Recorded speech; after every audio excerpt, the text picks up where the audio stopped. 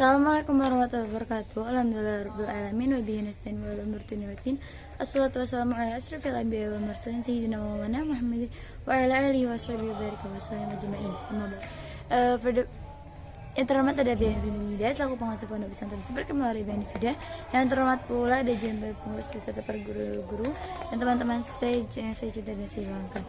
Berdiri saya di sini saya ingin mempersilahkan tentang demokrasi, pengertian dan prinsip demokrasi Pancasila.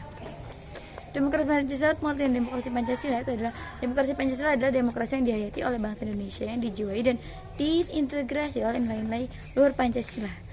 Yang dari itu pengertian demokrasi Pancasila itu juga dapat dibedakan atas aspek material dan aspek formal. Lalu yang kedua itu demokrasi Pancasila menurut para ahli. Demokrasi Pancasila menurut para ahli itu adalah ada dua gitu pokoknya. Terus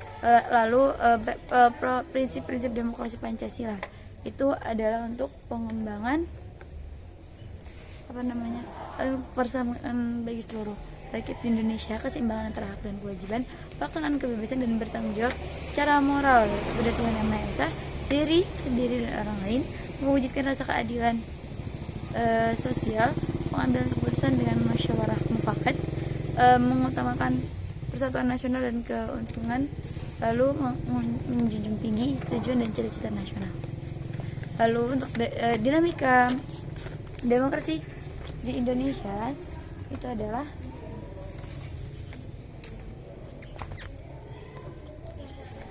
dinamika demokrasi di Indonesia itu adalah demokrasi pada orde lama dan orde baru dan demokrasi pada orde reformasi. Orde lama itu adalah untuk penyimpangan ideologi. Setelah diperlakukannya kembali Undang-Undang Dasar tahun 1945 melalui Dekret Presiden 5 Juli 1959, rakyat berharap kehidupan ketatanegaraan mulai lebih stabil, pemerintahan menjadi lebih demokratis dan berfungsinya alat perlengkapan negara. Namun semua itu ternyata hanyalah impian belaka karena ternyata pelaksanaan demokrasi terpimpin telah banyak menimbulkan penyimpangan terhadap Pancasila Undang-Undang Dasar 1945. Yang penyimpangan yang dimaksud adalah penyimpanan ideologi, pergeseran dari pelaksanaan demokrasi dan cenderung menjadi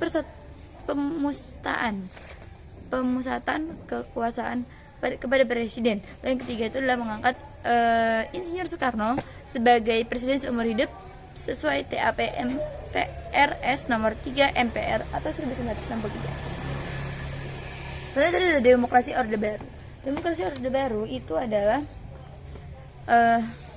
pelaksanaan demokrasi terpimpin praktis berakhir setelah dikeluarkannya Surat Perintah 11 Maret 1966. Yang contohnya itu berkurangnya kontrol sipil terhadap militer, bersistem peradilan yang kurang independen, pelaksanaan pemilu yang tidak demokratis, dan peran media massa yang terbatas.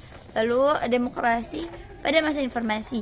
Demokrasi pada masa informasi seperti contohnya kemerdekaan presiden, kemerdekaan membuat parpol, lalu terselenggaranya pemilu yang demokratis, otonomi daerah dan kebebasan berpolitik. Sekian dari saya, maaf jika ada salah kata atau kurang menjelaskan.